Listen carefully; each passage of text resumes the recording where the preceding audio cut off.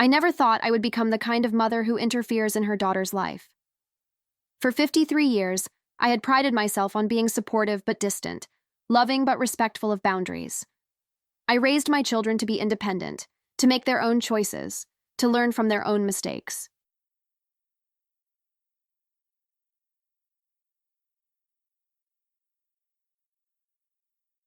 But there are moments in life when staying silent becomes complicity, when looking the other way makes you an accomplice to cruelty. And on that spring afternoon, standing behind a column at my daughter's wedding reception, I heard something that changed everything.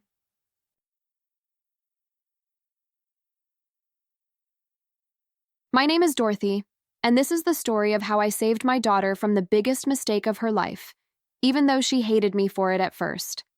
Let me start from the beginning, because you need to understand the full weight of what happened that day. You need to understand the history, the context, the years of small cuts that preceded the final wound.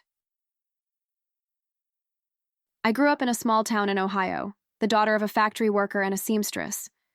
We did not have much, but we had love, and that love taught me early on that a person's worth has nothing to do with their bank account or their appearance. My mother was a large woman, soft and warm and full of life, and my father adored her until the day he died. I never once heard him criticize her body. I never once saw him look at her with anything but complete devotion. That was the model of love I carried with me into adulthood, and it was the model I tried to pass on to my children. But the world had different ideas. My daughter, Megan, was always what people kindly call a bigger girl. From the time she was a toddler, she carried extra weight. We tried everything: doctors, nutritionists, different diets, but her body simply worked differently than other children's. By the time she was in high school, she had accepted herself, or so I thought. She was beautiful, truly beautiful, with these stunning green eyes she inherited from her father and thick auburn hair that cascaded down her back like a waterfall. She was smart, finishing at the top of her class, and funny in a way that made everyone around her feel comfortable. But I saw the way society treated her. I saw the looks, the whispers, the way boys never asked her to dances. I watched my brilliant, wonderful daughter shrink herself in social situations, apologizing for taking up space, literally and figuratively, and it broke my heart in ways I could never fully express. I remember one incident in particular, when Megan was 12 years old. She came home from school crying so hard she could barely breathe. A group of boys had surrounded her at lunch and started making pig noises, oinking and snorting while the entire cafeteria watched. The school did nothing about it, just gave the boys a talking to and sent everyone on their way. But Megan was never the same after that. She stopped eating lunch at school. She stopped raising her hand in class. She stopped believing she had the right to be seen. I went to that school the next day, and I made such a scene that they probably still talk about it. I demanded a meeting with the principal, and when he tried to minimize what had happened, I told him that I would be contacting the school board, the local newspaper, and every parent organization I could find, unless those boys faced real consequences. They did, eventually. But the damage to my daughter was already done. Robert, my husband, tried to help in his own way. He started calling Megan his beautiful girl every chance he got. He would take her out for father-daughter dates and treat her like a princess. He did everything a father could do to make his daughter feel valued and loved. But he could not protect her from the cruelty of the world outside our home. None of us could.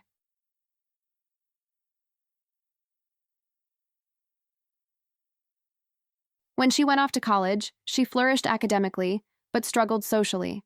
She called me crying more times than I could count, telling me about another guy who just wanted to be friends, another party where she felt invisible, another comment from a stranger that cut her to the bone.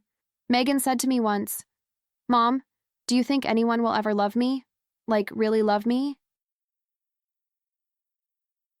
Not in spite of how I look, but just love me? I told her, "Sweetheart, the right person is going to see your soul, and your soul is the most beautiful thing I have ever known. You are worthy of epic love, the kind that moves mountains. Never settle for less." She laughed and said, "You have to say that.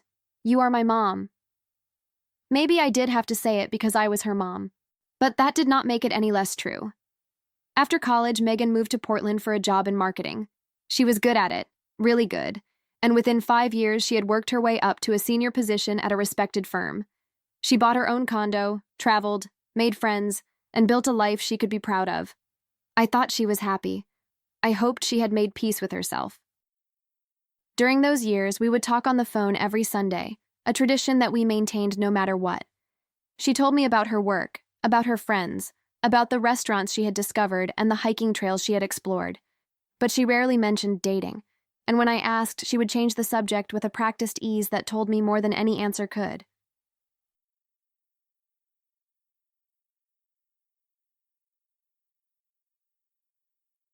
There was one relationship that had seemed promising, a colleague named Derek who shared her love of books and hiking.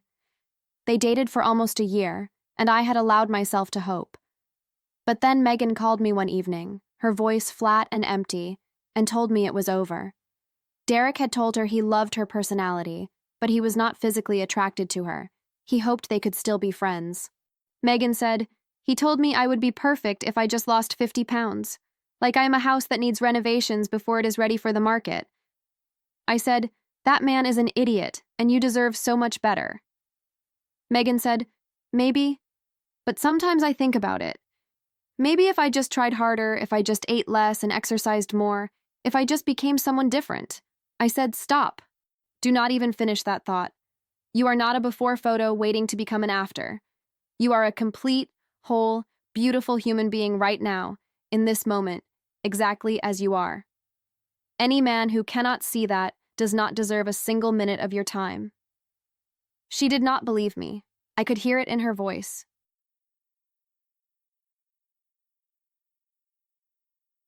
But she thanked me for saying it anyway, and we moved on to other topics, pretending the wound was not as deep as it was. Then she met Bradley. Bradley Richardson came from money, old money, the kind that whispers rather than shouts.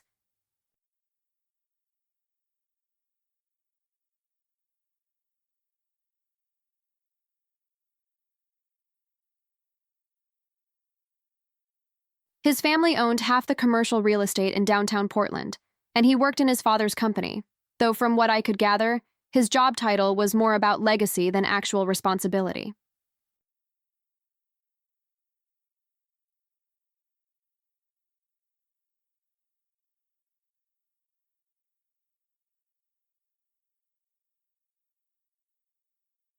He was handsome in that bland country club way, with perfectly styled brown hair, teeth that had clearly been professionally whitened, and the kind of confident posture that comes from never having been told no. Megan called me the day after their first date, gushing like a teenager. Megan said, "Mom, you would not believe it. He is so charming, so attentive. He held doors for me and pulled out my chair and looked at me like I was the only person in the room." I said, "That sounds lovely, sweetheart. Where did you meet him?" Megan said, "At a charity gala my company sponsored. He came up to me and just started talking, like it was the most natural thing in the world. He said my smile lit up the room. I should have been happy for her. I was happy for her. But something in my gut twisted uncomfortably, a feeling I could not name but could not ignore either. Their relationship moved fast, faster than I was comfortable with. Within 3 months, they were exclusive. Within 6 months, she had a key to his penthouse apartment. Within a year, he proposed with a ring that probably cost more than my house. I met Bradley for the first time at Thanksgiving, when Megan brought him home to meet the family. He was polite, almost excessively so, complimenting my cooking and asking my husband Robert about his years as a firefighter. But there were moments, small moments, when I caught something in his eyes, a flicker of something cold when Megan reached for seconds at dinner. A slight tensing of his jaw when she laughed too loudly at her brother's jokes. After they left, I said to Robert, "I do not trust him." Robert said, "Dorothy, you do not trust anyone who dates our daughter. You thought David, the one from college, was secretly in a cult because he was a vegetarian." I said, "That was different. Something about Bradley is off. I can feel it." Robert said, "She is 32 years old. She has a good head on her shoulders. Let her make her own choices." So I did. Or I tried to. But I kept watching, and I kept noticing things that troubled me. There was the time Megan came home for her birthday, and Bradley sent her a fitness tracker as a gift, with a note about how they could track each other's steps and have friendly competitions. She laughed it off, said it was romantic that he wanted them to be healthy together. I thought it was controlling. There was the time I overheard Bradley on the phone at a family dinner, talking to someone about a business deal. He spoke about people like they were chess pieces, calculating their value and their usefulness with a coldness that made me uncomfortable. When he hung up and came back to the table, he was all smiles again, charming and attentive. The contrast unsettled me. There was the time Megan told me about a fight they had had, one of their first real disagreements. Bradley had wanted her to skip her best friend's baby shower to attend a business dinner with him. When she said no, he had given her the silent treatment for 3 days. Eventually, she had apologized to him for making him feel unimportant. She apologized for prioritizing her best friend, for having a life outside of him. I tried to talk to her about it, gently, carefully. I said, "Honey, in a healthy relationship, both people's priorities matter. You should not have to apologize for spending time with your friends." Megan said, "You do not understand, Mom. Bradley's world is different. There are expectations, obligations. I have to learn to balance things better." I said, "But what about his balance? Does he skip his events to attend things that are important to you?" Megan went quiet for a moment. Megan said, "That is different. His events are for work. They are important." I said, "And your friendships are not?" She changed the subject after that, and I let it go because I did not want to push too hard. I did not want to become the nagging mother who drove her daughter away. Looking back, I wish I had pushed harder. I wish I had trusted my instincts instead of second-guessing them. The wedding planning was extravagant, funded entirely by Bradley's family.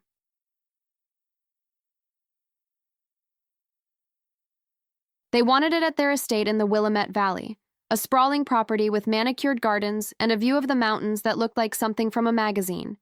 Guest list of 300 people, imported flowers, a 12-piece orchestra, and a dress that cost more than most people's cars. Megan was swept up in all of it, but I noticed changes in her.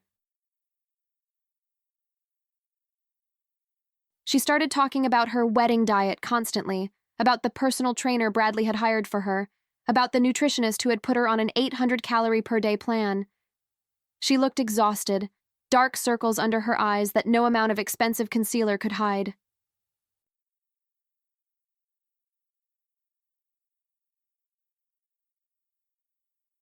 A few weeks before the wedding, I took her to lunch at her favorite Vietnamese restaurant, the one she had loved since college. She ordered a salad with dressing on the side and barely touched it. I said, "Honey, you need to eat." Megan said, "I am eating. I had a protein shake this morning." I said, "That is not enough. You are wasting away." Megan laughed, but there was no humor in it. Megan said, "Mom, I need to lose at least 15 more pounds before the wedding." Bradley's mother made some comments about how the dress would photograph, and she is right. I do not want to look back at my wedding photos and see, you know. I said, "See what? See the beautiful, healthy woman you have always been?" Megan said, "You do not understand. This is Bradley's world. These people, they have different standards. I need to fit in." I wanted to scream. I wanted to grab her by the shoulders and shake her and tell her that any world that required her to starve herself was not a world worth joining.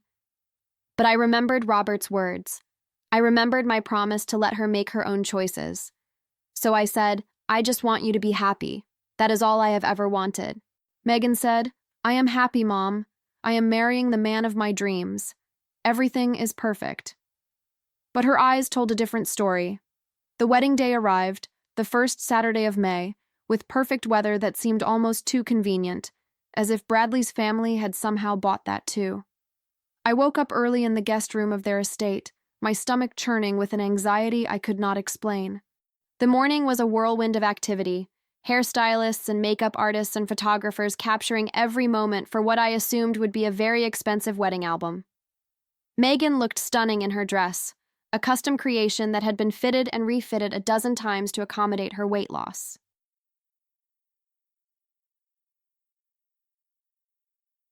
She had lost almost 30 pounds in the past 4 months, and while part of me thought she looked beautiful, another part missed the fullness of her cheeks, the softness that had always made her hugs feel like coming home. I helped her with her veil, my hands trembling slightly. I said, "You look absolutely radiant." Megan said, "Thanks, Mom, for everything, for being here, for supporting me even when I know you had reservations about Bradley." I said, "I just want you to be loved the way you deserve." Megan said, "I am. Bradley he is everything I ever wanted. He chose me. Out of everyone, he chose me."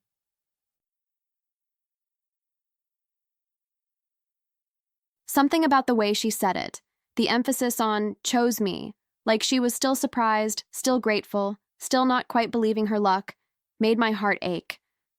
But before I could respond, there was a knock at the door, and the wedding coordinator swept in to tell us it was time.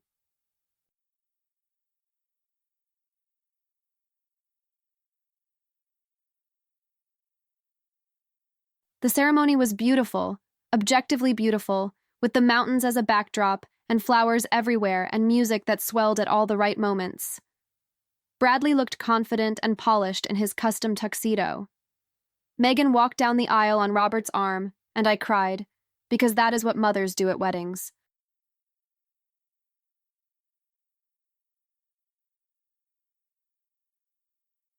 But even as they exchanged vows, even as they kissed and everyone applauded, I could not shake the feeling that something was terribly wrong. The reception was held in a massive tent on the property, decorated with enough white roses to fill a botanical garden. There were probably 100 tables, each one set with fine china and crystal that I was afraid to touch. The Richardson family had spared no expense, and everywhere I looked, there were people in designer clothes sipping champagne that probably cost more per bottle than my weekly grocery bill. I felt out of place, if I am being honest. Robert and I were not poor by any means, but we were solidly middle class, the kind of people who clipped coupons and thought carefully before making major purchases. In this world of casual wealth, I was acutely aware of my department store dress and the shoes I had bought on sale at Macy's. But I put on my best smile and made conversation with Bradley's relatives, most of whom looked at me with the polite disinterest of people who had already categorized me as unimportant.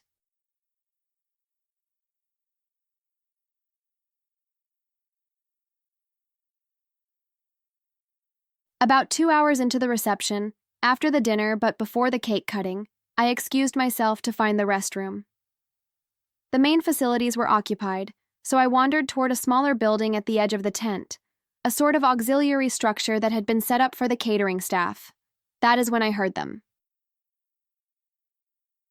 I had just rounded a corner, approaching a door that I thought led to a bathroom, when Bradley's voice stopped me in my tracks. Bradley said, "Did you see how much she ate at dinner?" After all those months of dieting, she just threw it all away in one meal. I thought she was going to eat the centerpiece next.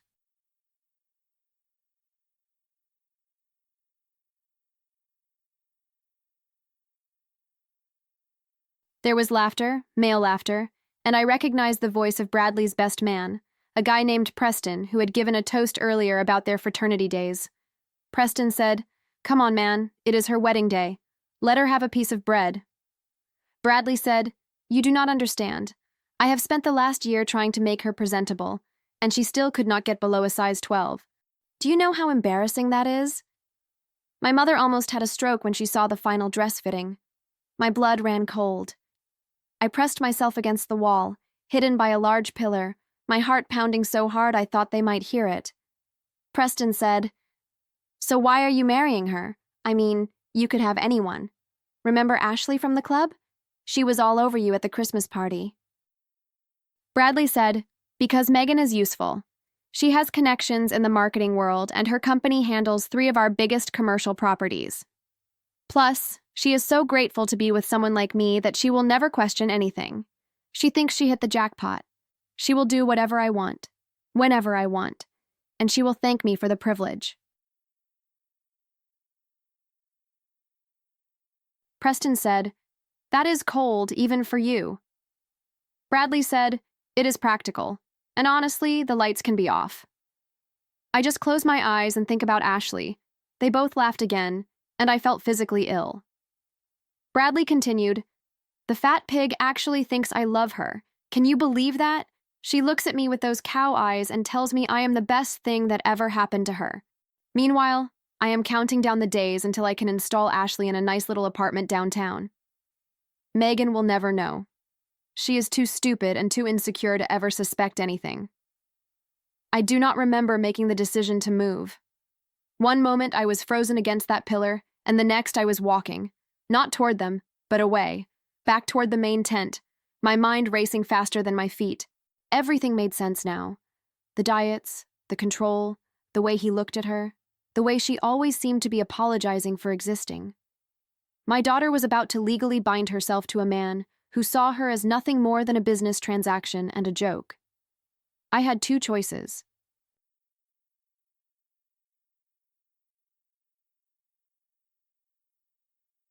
I could pull Megan aside, tell her what I heard, and watch her either not believe me or believe me, and have her wedding ruined either way. Or I could do something that would expose Bradley for who he really was, in front of everyone, in a way that he could not deny or explain away. I chose option 2. Looking back, I cannot say whether it was the right choice. What I can say is that it was the only choice I could live with. I found Robert at our table, nursing a glass of whiskey and looking about as comfortable as I felt. I grabbed his arm and said, "I need you to trust me completely for the next hour. Can you do that?" Robert looked at me with the same expression he had worn 35 years ago when I told him I was pregnant with our first child. Robert said, "Dorothy, what is going on?" I said, "I do not have time to explain. Just trust me. I need you to find Megan's laptop, the one she brought for the slideshow. It should be in the tech booth near the DJ." Robert said, "Why?" I said, "Because I am about to do something that is either going to save our daughter's life or make her hate me forever. Maybe both." To his credit, Robert did not ask any more questions. He just nodded and headed toward the tech booth. Meanwhile, I had another mission. I remembered that Megan had mentioned Bradley's phone password once in passing, complaining that he never changed it. It was his birthday, 0415, April 15th. Basic but effective for my purposes. I found Bradley near the bar, talking to some of his groomsmen. I approached with my best mother-in-law smile.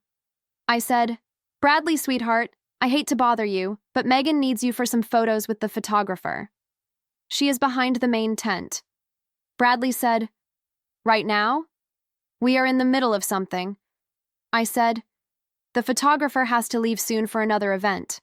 It will only take a few minutes." He sighed dramatically but handed his drink to Preston. Bradley said, "Fine, lead the way." I walked him toward the back of the tent, away from the main reception area, chatting pleasantly about the beautiful weather and the lovely ceremony. When we reached a secluded spot, I stopped. Bradley said, "Where is Megan?" I said, "She is not here." I lied. His face shifted, confusion mixing with annoyance. Bradley said, "What is this about?" I said, "I heard you, Bradley. Behind the catering building. Every word." I watched the color drain from his face. For a moment, he looked genuinely afraid. Then his expression hardened into something cold and calculating. Bradley said, "I do not know what you think you heard, but I can assure you that you misunderstood." I said, "I misunderstood you calling my daughter a fat pig. I misunderstood you saying she is too stupid to know you are planning to cheat on her. I misunderstood you describing your own wedding as a business transaction." Bradley took a step toward me, his voice dropping to a menacing whisper. Bradley said, "Listen here, you nobody from nowhere. Even if you did hear something, who do you think anyone is going to believe? The successful businessman from one of the most respected families in the state, or the bitter mother who never thought anyone was good enough for her precious daughter? You say one word and I will destroy you. I will destroy your husband."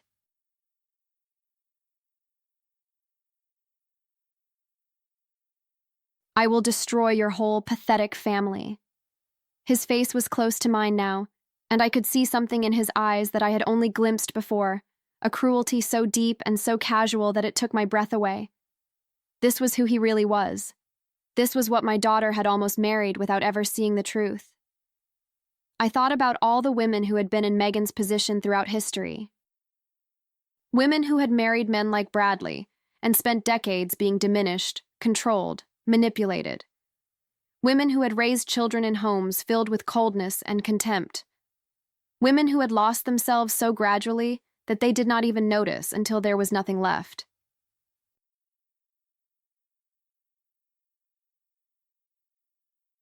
I thought about my own mother, how she had told me once that the most dangerous men are not the ones who raise their fists, but the ones who raise their eyebrows, the ones who make you feel small with a glance, worthless with a sigh.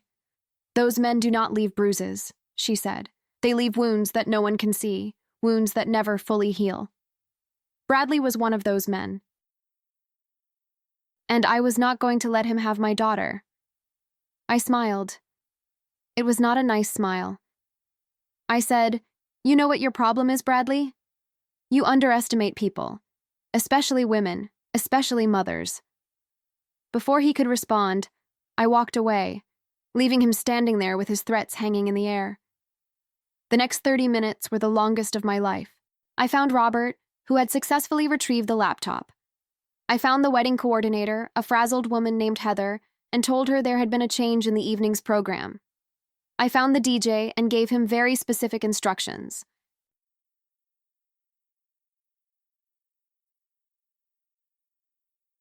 And I found my way to that same catering building, where I had noticed a security camera pointed directly at the spot where Bradley and Preston had been talking. The Richardson estate, like most wealthy properties, had extensive security.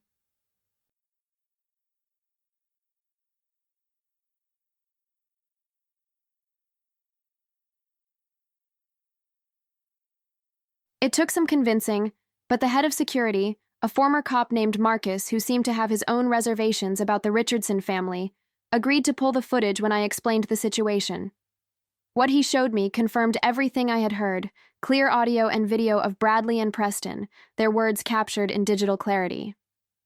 Marcus said, "I always knew that kid was no good. Rich brats like him think they can do whatever they want." I said, "Can you send this to me?" Marcus said, "Officially, no.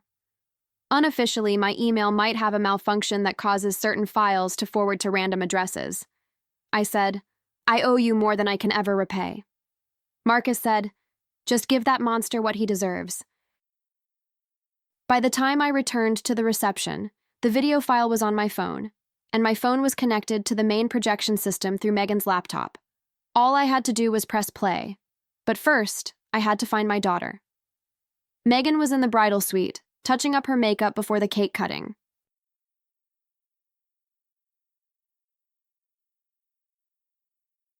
She looked exhausted but happy, the kind of happiness that is built on a lie, the kind that will shatter like glass when it hits reality. I said, "Honey, I need to talk to you." Megan said, "Mom, can it wait?" We are about to cut the cake, and I need to practice my surprised face for when Bradley smashes it in my face. His mother thinks it will be adorable for the photos. I said, "It cannot wait. And I need you to really listen to me." Something in my voice must have gotten through because she put down her lipstick and turned to face me fully. Megan said, "Mom, you are scaring me. What is wrong?" I said, "I am about to do something that you might never forgive me for. But I need you to know that everything I do because I love you more than my own life. I have watched you shrink yourself for this man, literally and figuratively, and I stayed quiet because I thought it was not my place. But I heard something today, something you need to know, and I cannot stay quiet anymore." Megan said, "What did you hear?" I said, "Bradley does not love you. He never did. He is using you for business connections, and because he thinks you are too insecure to ever leave him. He called you a fat pig. He talked about installing his mistress in an apartment after you are married. He laughed about how grateful you are to be with him." Megan's face went through about 15 emotions in 5 seconds. Shock, disbelief, anger, but not the kind of anger I expected. Her anger was directed at me. Megan said, "How dare you? How dare you come in here on my wedding day and make up lies to sabotage my happiness? You never liked Bradley. You made that clear from the beginning, but I never thought you would stoop this low." I said, "Megan, please listen to me." Megan said, "No, get out. Get out of my sight. I do not want to see you for the rest of the night. Maybe ever." I said, "I have proof." That stopped her. She had been pointing at the door, her hand shaking with rage, but my words made her pause. Megan said, "What do you mean you have proof?" I said, "Video, audio, everything. The security camera caught it all. I was not planning to show you privately because I knew you would not believe me. I was planning to play it for everyone. But if you want to see it first, if you want to make the choice about what happens next, I can do that. It is your life. It should be your decision." For a long moment, Megan just stared at me. Then slowly, she held out her hand. Megan said, "Show me." I handed her my phone. I watched her face as she pressed play, as she heard her husband of 4 hours describe her as a business transaction, as she heard him laugh about her weight, as she heard him dismiss her as too stupid to ever suspect his infidelity. When the video ended, she was silent for a very long time. Then she handed the phone back to me. Megan said, "Play it." I said, "What?"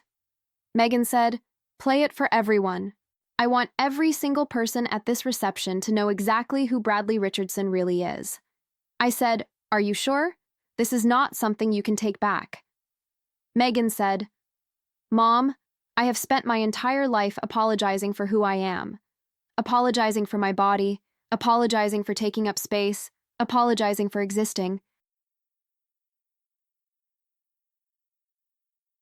And I spent the last year apologizing even harder, starving myself and exhausting myself and twisting myself into knots, trying to be good enough for a man who was never going to see me as anything more than a convenient tool. I am done apologizing. Play the video." I had never been prouder of her than I was in that moment. We walked back to the reception together. The crowd was gathered near the massive wedding cake, waiting for the happy couple to make the first cut. Bradley was there, looking confident and polished, not a hint of guilt on his face. His parents were nearby, his mother adjusting her designer dress, his father checking his phone. I gave the signal to the DJ. The music faded.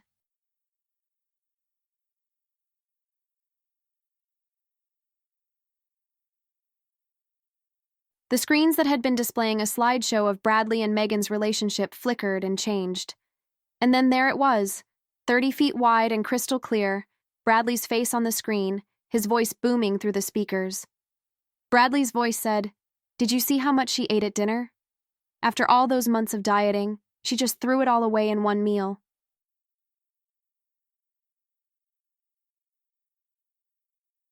I thought she was going to eat the centerpiece next. A murmur ran through the crowd. Bradley's head whipped toward the screen, his face going white. Preston's voice said, "Come on, man, it is her wedding day. Let her have a piece of bread." Bradley's voice said, "You do not understand. I have spent the last year trying to make her presentable, and she still could not get below a size 12. Do you know how embarrassing that is? My mother almost had a stroke when she saw the final dress fitting." Bradley's mother let out an audible gasp. Bradley started pushing through the crowd toward the tech booth, but Robert was there, and Robert was a man who had spent 30 years running into burning buildings. He was not about to let anyone stop that video. The recording continued, every horrible word playing for the 300 guests, many of whom had their phones out now, recording the screen, ensuring that this moment would live forever on the internet. Bradley's voice said, "Because Megan is useful. She has connections in the marketing world, and her company handles 3 of our biggest commercial properties.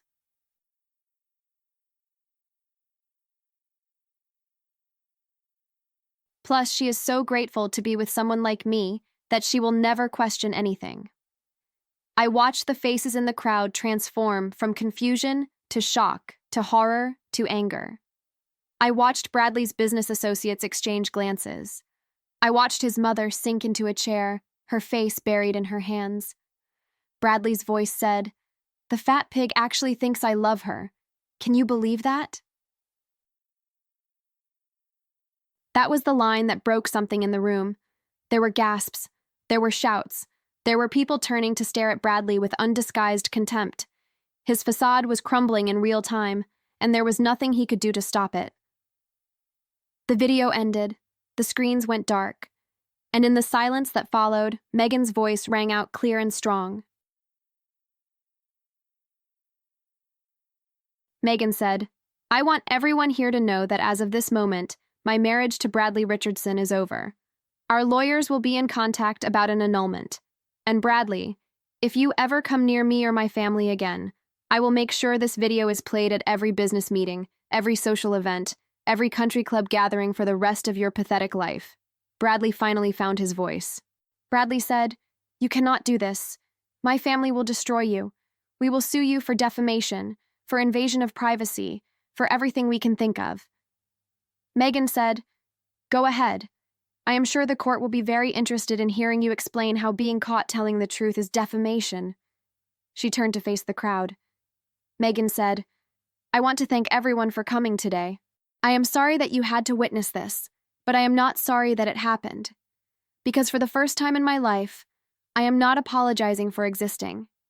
I am not apologizing for my body or my appetite or the space I take up in this world. I am done shrinking myself to fit into someone else's expectations. And if that means my wedding ends in spectacular disaster, then so be it. At least it ends with the truth." She looked at me then, and there were tears in her eyes, but they were not tears of sadness. They were tears of release, of liberation, of finally being free. Megan said, "Thank you, Mom, for not staying quiet, for loving me enough to risk everything." I said, "Always, baby, always." The aftermath was chaos, beautiful, cathartic chaos. Bradley's father tried to do damage control, pulling important guests aside and spinning some story about a misunderstanding, but the video was already viral. Someone had live-streamed the whole thing on Instagram, and within an hour, it had been viewed over 100,000 times.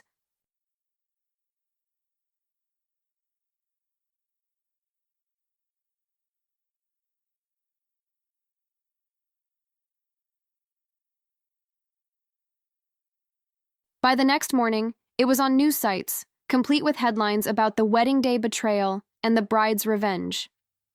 Bradley's business connections dried up almost immediately. It turned out that a lot of people who had tolerated his arrogance did so because they thought he was at least honest.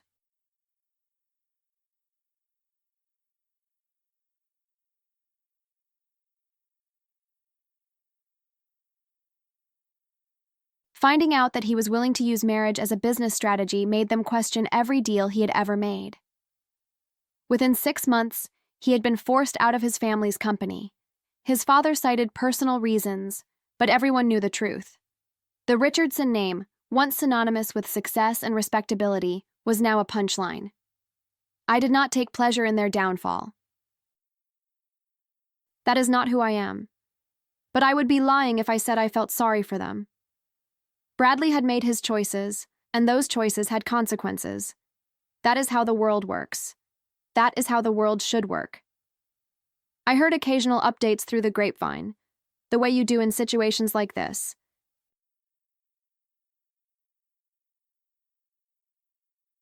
Bradley tried to rebrand himself, starting a new company in a different city, but the video followed him everywhere. In the age of the internet, there is no outrunning your past. Every time he seemed to be gaining traction, someone would share the clip again, and the cycle would restart.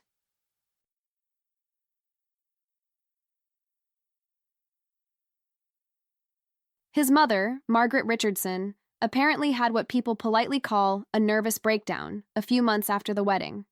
She spent some time at a very expensive facility in Arizona, working through what her family described as exhaustion. I suspect it was actually guilt, or at least the closest thing to guilt that someone like her could feel. She had raised a monster after all. She had enabled him, she had encouraged him, and in the end, she had been exposed right alongside him. Bradley's father tried to shield the family business from the fallout, but the damage was too extensive. Several major tenants broke their leases, citing brand concerns. A few business partners quietly dissolved their relationships.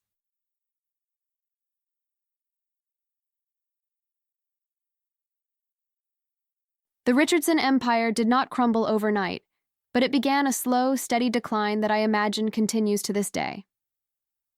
Preston, the best man who had laughed along with Bradley in that conversation, faced his own consequences. His law firm quietly asked him to resign after the video went viral. Apparently, being associated with such casual cruelty was not good for attracting clients. Last I heard, he was working at a small practice in a town no one had ever heard of, a far cry from the prestigious career he had once imagined. I heard through the grapevine that Ashley, the woman Bradley had been planning to install in that downtown apartment, wanted nothing to do with him once the video came out.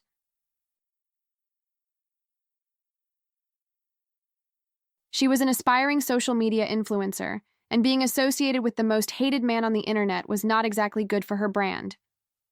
Megan's annulment went through quickly, helped by the video evidence of Bradley's true intentions. She did not ask for anything from the Richardsons. No money, no property, nothing. She said she wanted to walk away clean, and she meant it. The months after the wedding were hard for her. Even though she knew she had made the right choice, there was grief.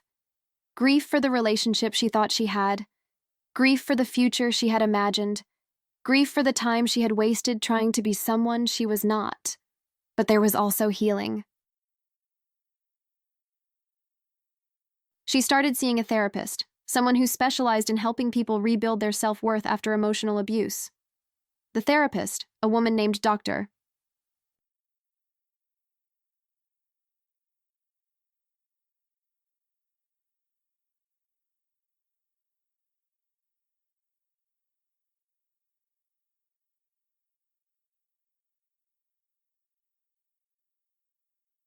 Chen helped Megan understand the patterns she had fallen into, the way she had been conditioned to seek validation from people who withheld it, the way she had learned to make herself smaller to fit into spaces that were never designed to hold her.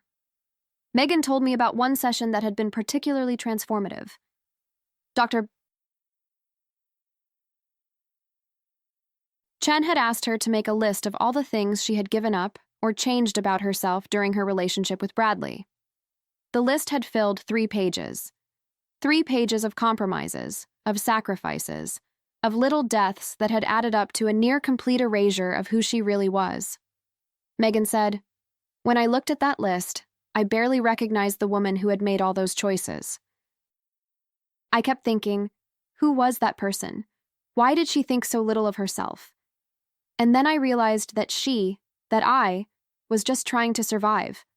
I was trying to earn love by becoming whatever I thought would make me worthy of it. But you cannot earn something you already deserve. You cannot become worthy of something that should be unconditional." She stopped dieting and started nourishing herself. She reconnected with friends she had neglected during her relationship with Bradley. She took up painting again, something she had loved as a teenager but had abandoned because Bradley thought it was a waste of time.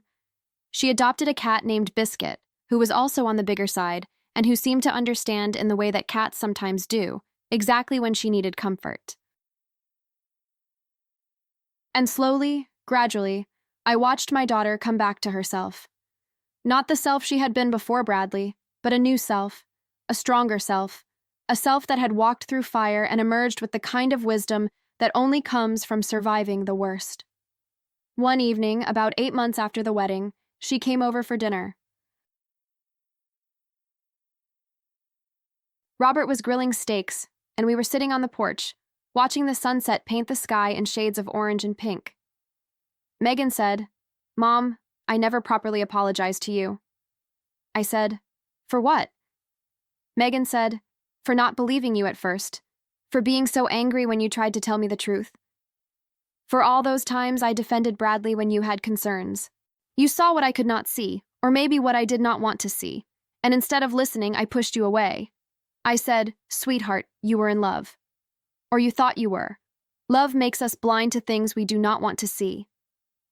Megan said, "It was not love. I know that now. It was desperation."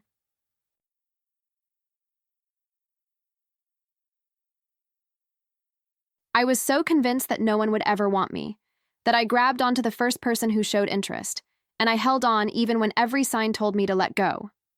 I said, That is not entirely true. You are a remarkable woman, and lots of people have wanted to be with you over the years. Megan said, but I never believed it.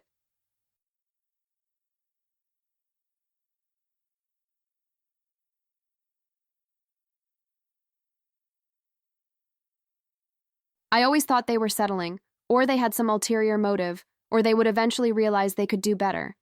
Bradley was the first one who seemed to want me, really want me, and I was so grateful that I ignored everything else. I said, and now? Megan smiled, and it was the real smile, the one I had not seen in years, the one that reached her eyes and lit up her whole face. Megan said, now I am learning to want myself. It sounds cheesy, but it is true. I am learning to look in the mirror and see someone worthy of love, not in spite of my body, but as a whole person, body included. I am learning that taking up space is not something to apologize for. I am learning that my worth is not determined by the size of my jeans, or the number on a scale, or whether some man thinks I am presentable enough to show off at a country club. I felt tears prick my eyes. I said, that is all I ever wanted for you. Megan said, I know that now, and I am sorry it took me so long to get here. I said, the important thing is that you got here. Megan said, thanks to you. If you had not heard that conversation, if you had not had the courage to expose him, I would be married to that monster right now. I would be living a lie, shrinking myself smaller and smaller until there was nothing left of me.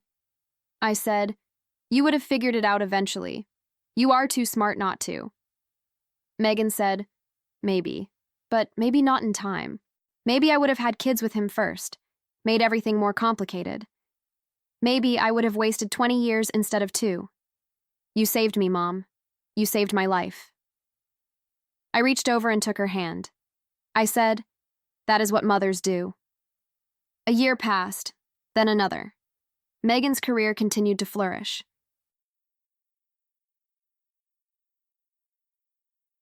She left her old company and started her own marketing firm, one that specialized in promoting body-positive brands. It was successful beyond anything she'd imagined, and she was featured in business magazines and podcasts, talking about her journey and her mission. She also started dating again, cautiously at first, but with a new perspective.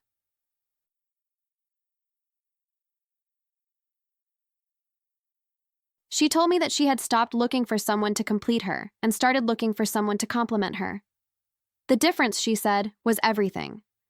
During this time, her career took off in ways she had never expected. The video from the wedding, which had been viewed millions of times by now, had made her something of a symbol. People reached out to her constantly, women who had been in similar situations, women who had escaped similar men, women who were still trapped and looking for the courage to leave. At first, Megan did not know how to handle the attention. She was a private person by nature, and the idea of her worst moment being broadcast to the world was deeply uncomfortable. But Dr. Chen helped her reframe it. The video was not her worst moment, Dr. Chen said. Her worst moment was when she believed Bradley's lies. The video was actually her best moment, the moment she chose herself, the moment she refused to be silent, the moment she took back her power. With that perspective, Megan began to embrace her unexpected platform. She started speaking at events, small ones at first, then larger ones. She talked about self-worth and toxic relationships and the importance of listening to the people who love you. She talked about her mother, about the moment I had shown her the video, about the choice she had made to play it for everyone. I was in the audience for one of those speeches at a women's conference in Seattle.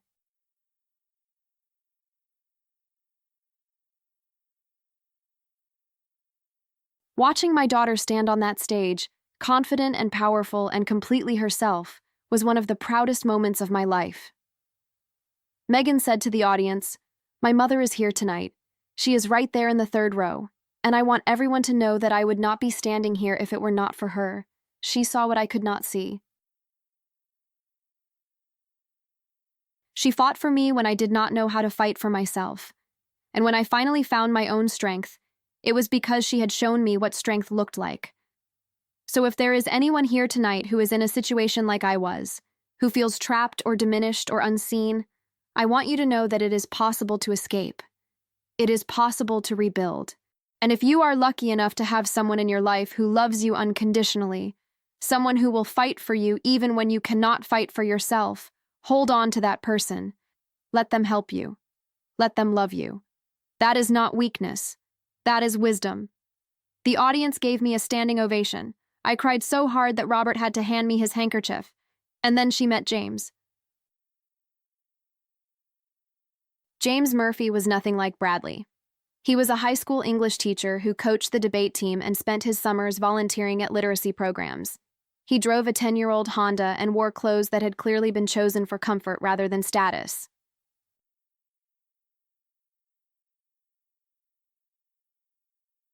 He was not traditionally handsome, a little shorter than average, a little softer around the middle, with a nose that had clearly been broken at some point and never set quite right. Megan met him at a book club that her friend had dragged her to. She told me later that she had not wanted to go, that she had been content with her quiet life of work and painting and Biscuit the cat. But her friend had insisted, and Megan had reluctantly agreed. James was leading the discussion that night, talking about a novel she had never heard of with such passion and insight that she found herself leaning forward in her seat, captivated. When the discussion ended, he had made a beeline for her, asking what she had thought of his interpretation, genuinely curious about her perspective. They had talked for 2 hours, long after everyone else had left, until the bookstore owner had to politely ask them to leave so she could close up. James had asked for her number, with the kind of nervous, hopeful energy that Megan told me she had not experienced since high school. He was not smooth, he was not polished, he was real.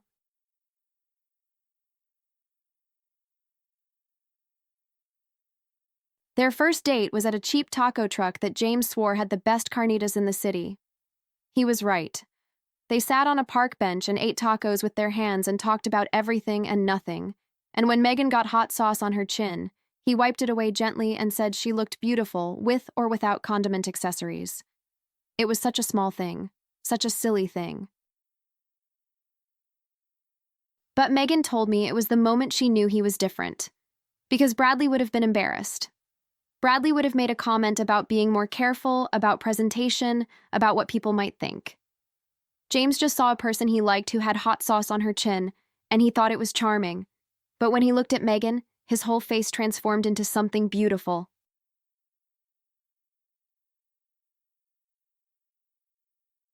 And when she looked at him, I saw the same thing. She brought him home for Thanksgiving, the same way she had brought Bradley, but everything about it was different. There was no excessive politeness, no performative charm. James just fit, like he had always been part of our family, like his chair at the table had been waiting for him.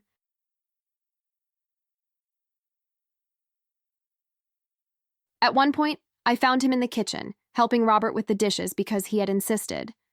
James said, "Mrs. Parker, I want you to know that I know about what happened with Bradley. Megan told me everything, and I want you to know that what you did, it was the bravest thing I have ever heard. You saved her from a life of misery." I said, "I did what any mother would do."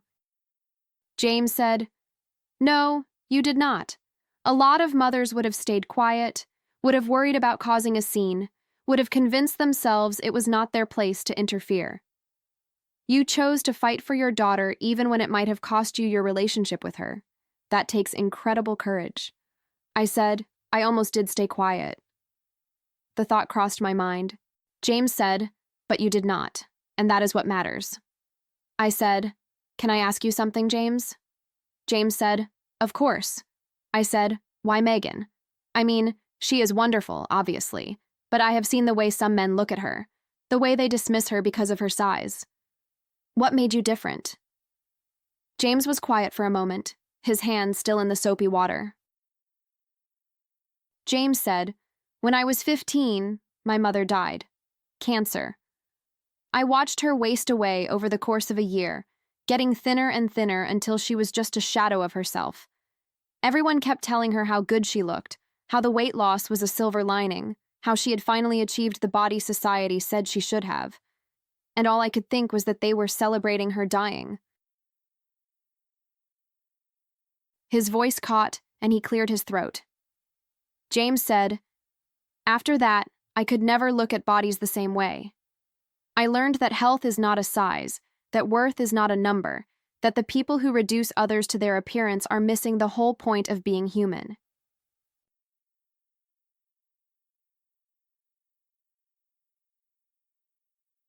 When I met Megan, I saw a woman who was brilliant and funny and kind, a woman who lit up every room she walked into, a woman whose soul was so beautiful that I could not believe she did not see it herself.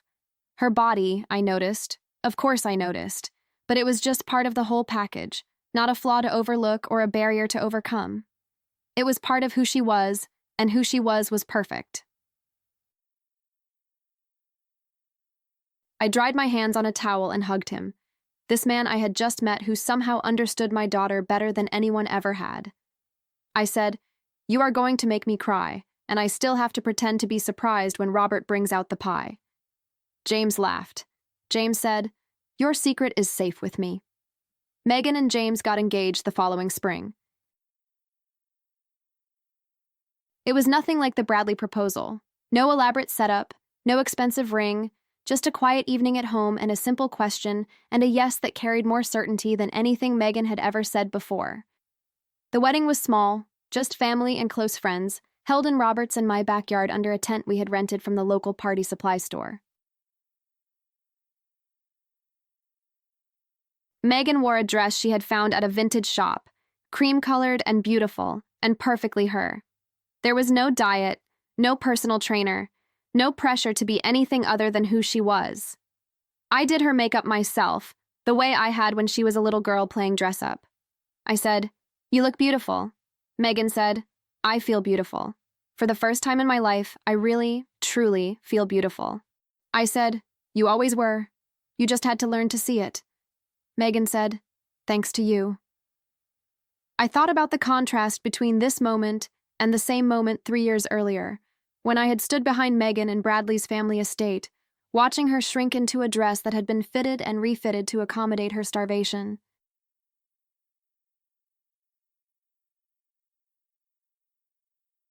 Then, she had looked beautiful too, but it was a beauty built on sacrifice and self-denial. Now she looked beautiful because she was happy, because she was whole, because she was exactly who she was meant to be. The ceremony was simple and heartfelt. Robert walked Megan down the aisle again, and this time I did not feel dread. I felt joy, pure and uncomplicated. James had written his own vows, and he delivered them with tears streaming down his face, not bothering to hide his emotion. James said to Megan, "I never believed in soulmates. I thought it was a concept invented by greeting card companies to sell paper. But then I met you, and I realized that a soulmate is not someone who completes you. It is someone who sees you completely, who knows all your shadows and loves you anyway, who makes you want to be better not because you are not good enough, but because they inspire you to grow.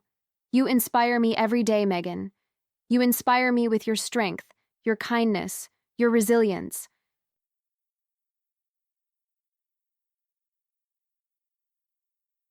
You went through something that would have broken most people, and you emerged not broken but transformed, not bitter but braver. I do not promise to make you happy, because happiness is not something one person can give another. But I promise to support you in your pursuit of happiness, to stand beside you in your darkest moments, to celebrate your brightest ones. I promise to see you, really see you, every day for the rest of our lives. And I promise to love your cat, even though he clearly prefers you. Everyone laughed through their tears at that last line. Even Biscuit, who was being held by Megan's best friend in the front row, seemed to meow in acknowledgement. Megan's vows were equally moving. She talked about what it meant to learn to love herself before she could truly love someone else. She talked about the journey from the wedding that ended in disaster to this wedding, which felt like a beginning. James cried through his vows, and so did I, and so did Robert, though he would deny it later.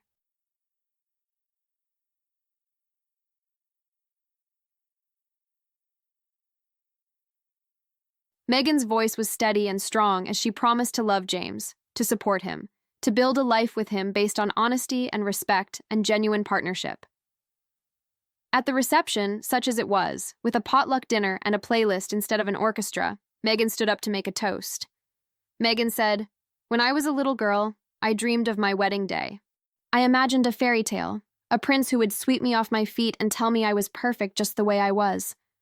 For a long time, I thought that fairy tale would never come true, because I was not the kind of princess who showed up in storybooks.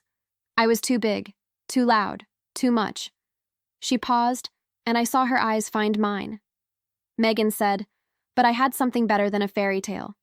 I had a mother who loved me fiercely and unconditionally. A mother who saw my worth when I could not see it myself. A mother who was willing to risk everything to save me from a life built on lies. And because of her, I learned that the real fairy tale is not about finding someone who thinks you are perfect.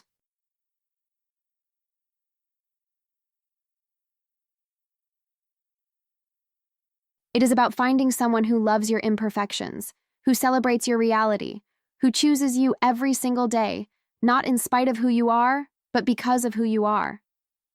That is what I found with James. That is what I have with everyone in this room.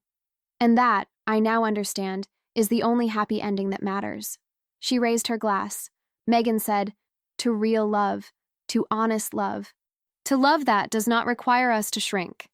Everyone echoed, "To real love." Later that night, after the guests had gone and the dishes had been washed and James and Megan had left for their honeymoon, a modest road trip up the coast that they had planned together, Robert and I sat on our porch in the dark. Robert said, "You know, I never told you this, but I was terrified that day. At Bradley's wedding, when you told me you were about to do something crazy, I thought you were going to ruin Megan's life." I said, "I almost did not do it. I almost convinced myself to stay quiet." Robert said, "What changed your mind?" I said, "I thought about what kind of grandmother I would be." If Megan had children with Bradley, if those children grew up in that household, if they learned that love was about power and control and fitting into someone else's expectations, I thought about looking into the eyes of a granddaughter who had been taught that her worth was determined by her size, or a grandson who had learned that women were things to be managed. And I knew I could not live with that. I knew that even if Megan never forgave me, I had to try. Robert said, "She forgave you." I said, "She did more than that. She thanked me." Robert said, "She is remarkable, our girl." I said, "She is, but she always was. She just needed someone to remind her." Robert said, "You know, I am proud of you, Dorothy. I know I do not say it often enough, but what you did took more courage than anything I ever did running into burning buildings. You ran into a different kind of fire, and you pulled our daughter out." I felt tears running down my face, but I did not wipe them away. I said, "I love you, Robert." Robert said, "I love you too. Always have. Always will."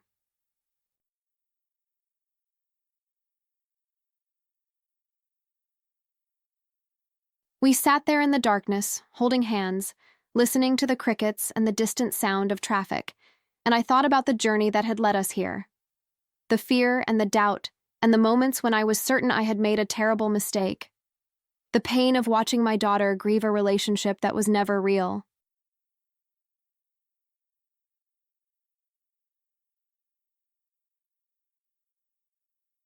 The slow, beautiful process of watching her heal and grow and become the woman she was always meant to be. And I thought about what it means to be a mother. It means loving someone so much that you would burn the world down to keep them safe. It means seeing their worth when they cannot see it themselves.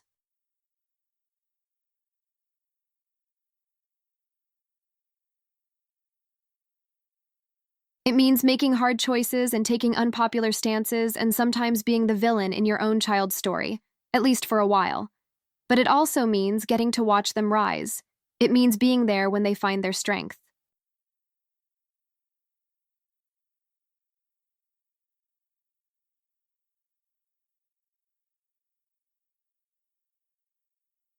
It means standing in the backyard on a warm spring evening, watching them marry someone who truly deserves them, knowing that your love was part of the foundation that made this moment possible. I remember something my father told me once, when I was young and struggling with a decision that seemed impossible. He said that life would present me with countless moments where I would have to choose between what was easy and what was right, and that the measure of my character would be found in those choices. He said that easy fades quickly, but right endures. He said that at the end of my life, I would not remember the paths I avoided. I would remember the mountains I climbed.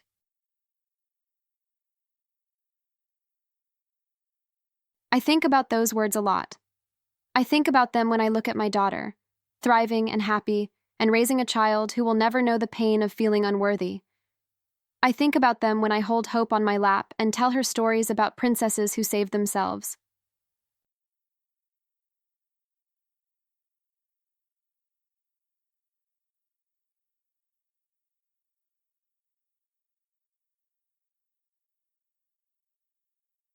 I think about them when James catches my eye across the dinner table and nods, a silent acknowledgement of the bond we share, the shared commitment to this family we have built. The path I took that day, at Bradley's wedding, was not the easy one. It was terrifying and risky and could have destroyed my relationship with my daughter forever. But it was right.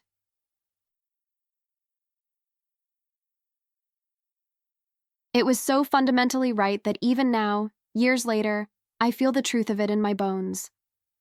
Some people might say I should have stayed quiet that day.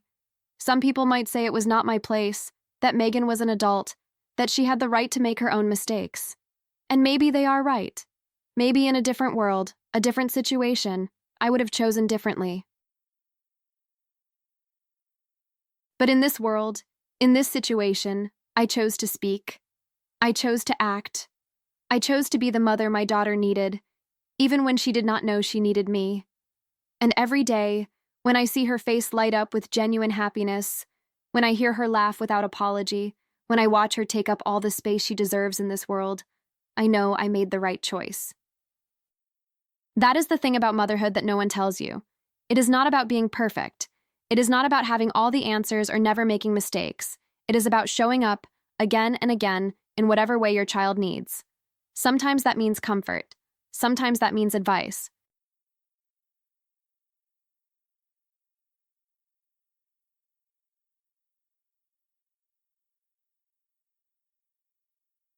And sometimes, just sometimes, it means burning down a 300-person wedding reception to save your daughter from a monster in a tuxedo. I would do it all again in a heartbeat. People ask me sometimes, at events where Megan is speaking, or in casual conversations when the story comes up, how I found the courage to do what I did. They want to know the secret, as if there is some formula, some step-by-step guide to standing up for the people you love. But the truth is, there was no courage in that moment. There was only love. Love so fierce and so consuming that it left no room for fear.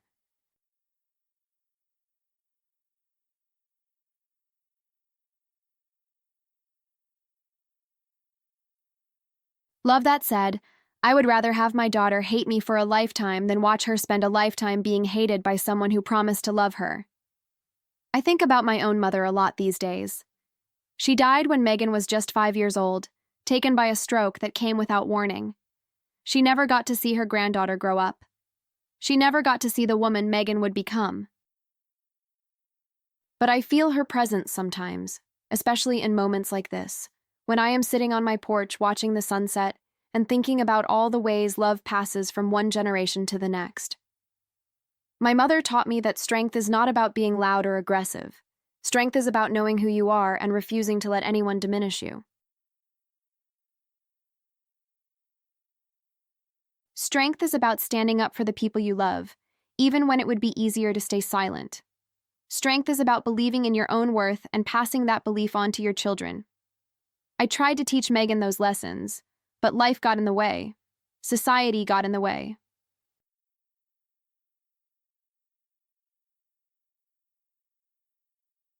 Cruel boys with their pig noises and well-meaning relatives with their diet advice, and 1,000 small cuts that accumulated over time, wearing down her confidence, making her believe she was less than she was. But the seeds I planted were still there, buried deep, waiting for the right moment to bloom.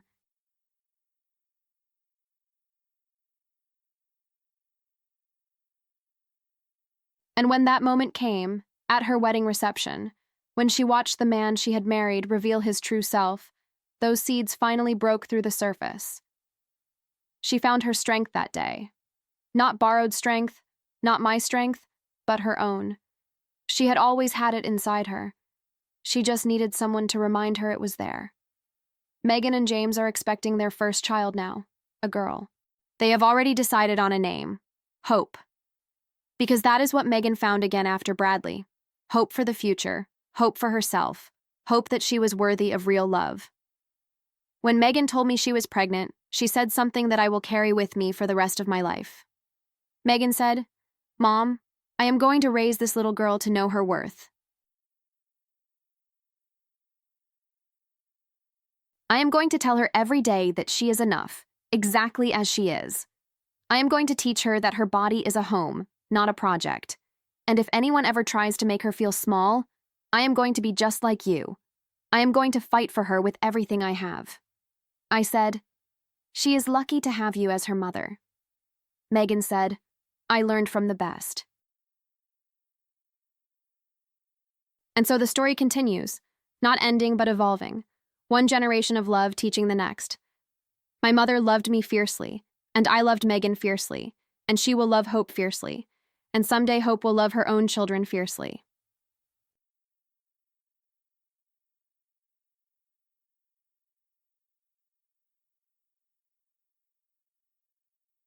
That is the legacy we leave, not money or property or status, but the knowledge that we are worthy of love, that we deserve to take up space, that our value is not determined by the numbers on a scale or the opinions of people who have never bothered to see our souls.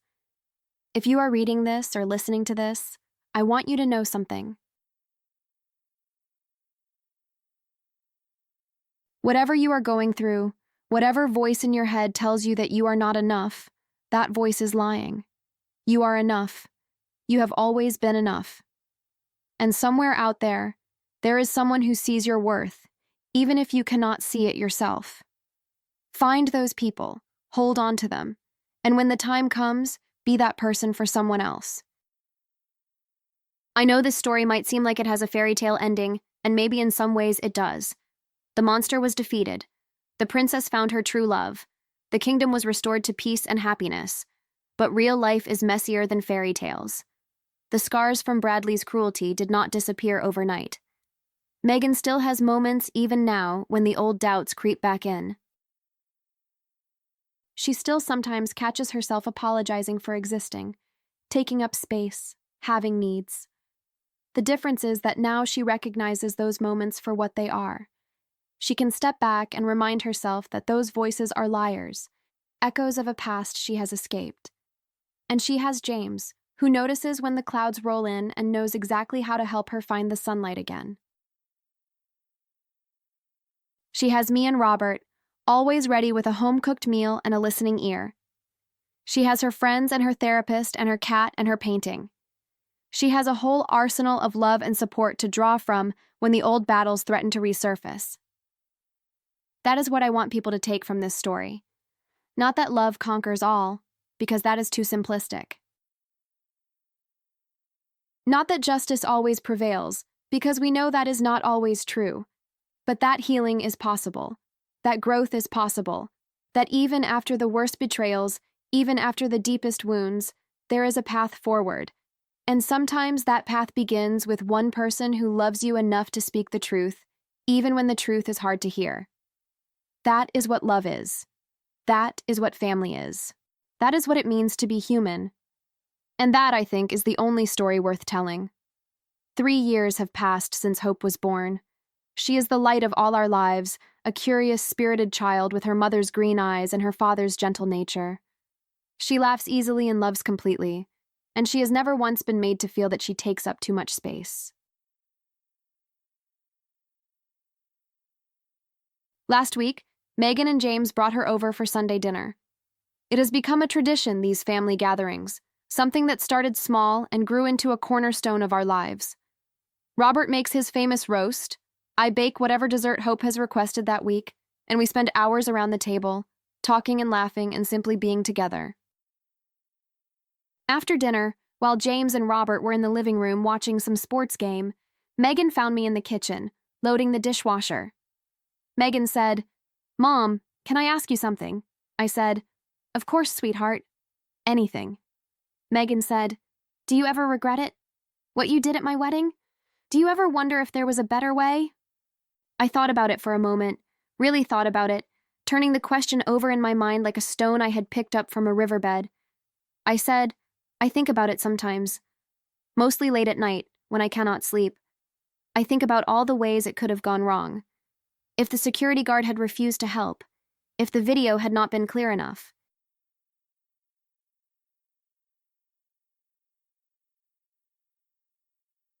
If you had not believed me even after seeing the proof.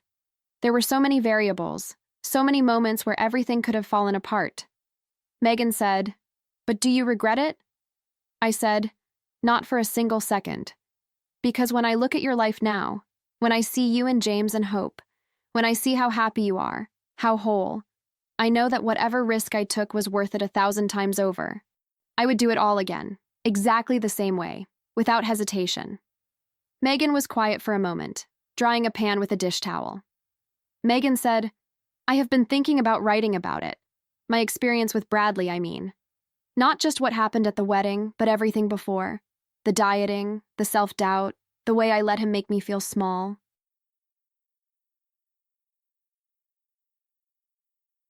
"I want to write about it so other women can recognize the signs, so they do not waste years of their lives like I almost did."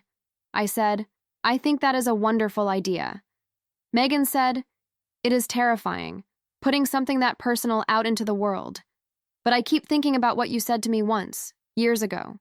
You said the right person would see my soul. And I realize that the most important person who needs to see my soul is me. And maybe if I write honestly about what I went through, I can help other women see their own souls too." I put down the dish I was holding and turned to face her fully. I said, "When did you become so wise?" Megan laughed. Megan said, "I had a good teacher." Hope came running into the kitchen then, brandishing a crayon drawing she had made of our family. There we all were, stick figures in various sizes, standing in front of a house with a disproportionately large sun shining overhead. Hope said, "Grandma, look, I made this for you. That is you, and that is Grandpa, and that is Mommy and Daddy, and that is me." I knelt down to examine the drawing with the seriousness it deserved. I said, "This is absolutely beautiful. I'm going to put this on the refrigerator where everyone can see it." Hope beamed with pride. Hope said, "Mommy says I can be an artist when I grow up, or an astronaut, or a veterinarian, or all three at the same time." Megan said, "That is right, baby. You can be anything you want to be." Hope said, "Even if I am a girl?" Megan said, "Especially because you are a girl. Girls can do anything boys can do, and usually better." Hope seemed satisfied with this answer and ran off to show her grandfather the drawing.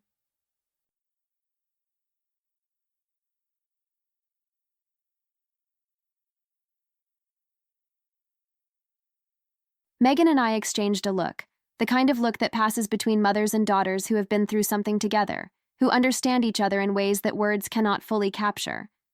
Megan said, "Thank you, Mom, for everything, for showing me what real strength looks like, for teaching me that love sometimes has to be fierce to be true, for giving me the courage to pass that lesson on to Hope." I said, "You would have found that courage on your own eventually." Megan said, "Maybe, but I am glad I did not have to." She hugged me then, a long, tight embrace that said everything words could not. And I held her, my baby girl, my grown woman, my fellow warrior in the endless battle to believe in our own worth. When we finally pulled apart, her eyes were bright with unshed tears. Megan said, "I love you, Mom." I said, "I love you too, sweetheart. Always have. Always will." Robert appeared in the kitchen doorway then, Hope riding on his shoulders and giggling uncontrollably.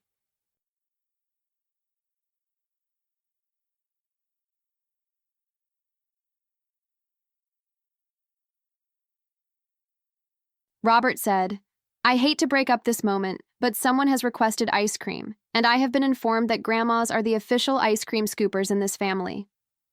Hope said, "Please, Grandma? Please, please, please?" I laughed and reached for the ice cream scoop. I said, "Well, how can I say no to that?"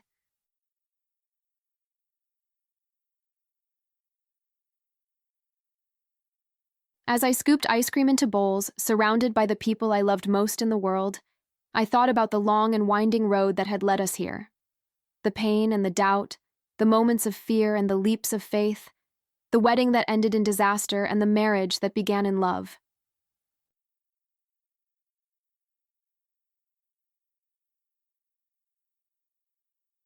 The daughter who had to learn to see her own worth, and the granddaughter who would be raised to never doubt hers.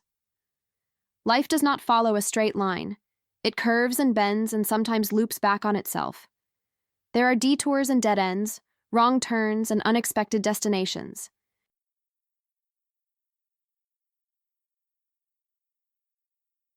But if we are lucky, if we are very lucky, we find ourselves surrounded by people who love us, not in spite of who we are, but because of who we are. People who fight for us when we cannot fight for ourselves. People who remind us of our worth when we forget. I found those people. Or maybe they found me. Either way, I am grateful every single day. Hope tugged at my sleeve, her face already smeared with chocolate ice cream. Hope said, "Grandma, what are you thinking about?" I said, "I am thinking about how lucky I am."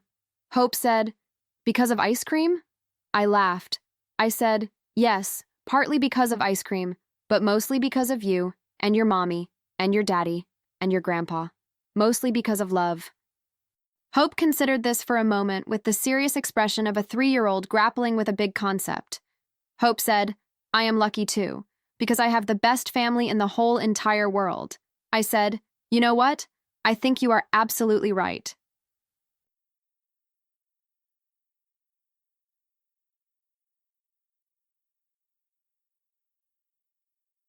And sitting there in my kitchen, surrounded by laughter and love and the sweet mess of chocolate ice cream, I knew with complete certainty that this was what life was really about.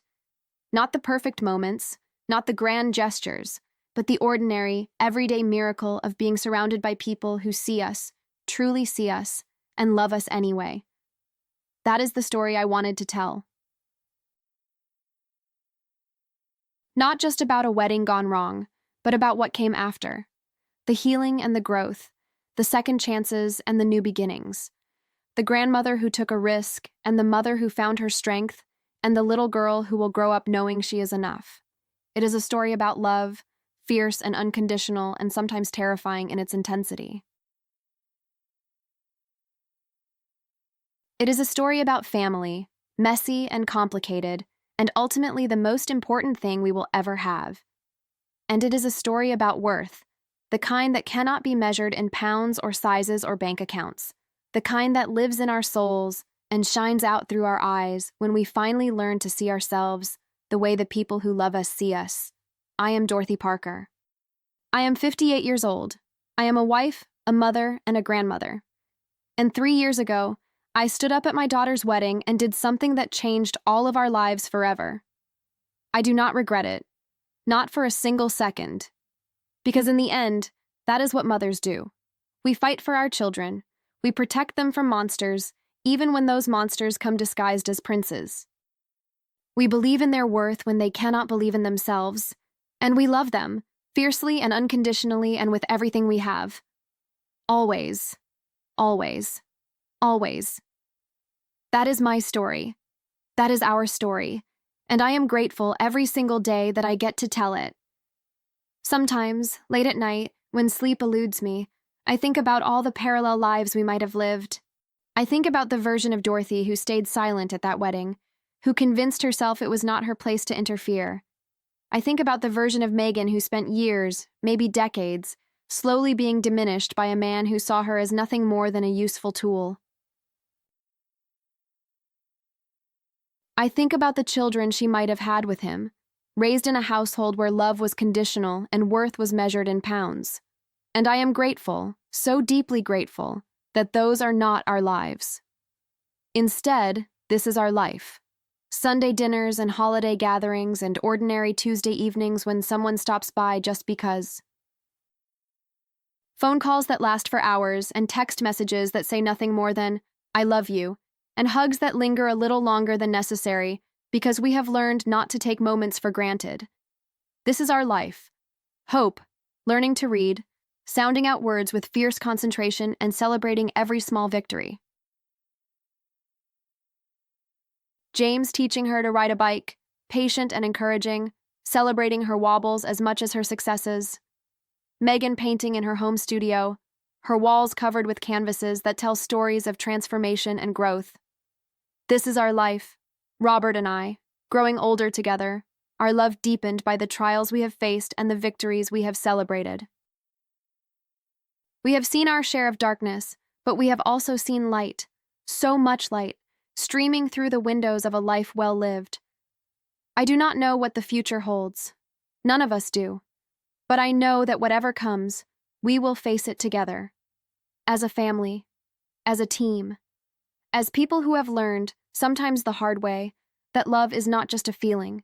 It is a choice, a commitment, a willingness to fight for the people who matter most, even when the fight is hard, even when the outcome is uncertain.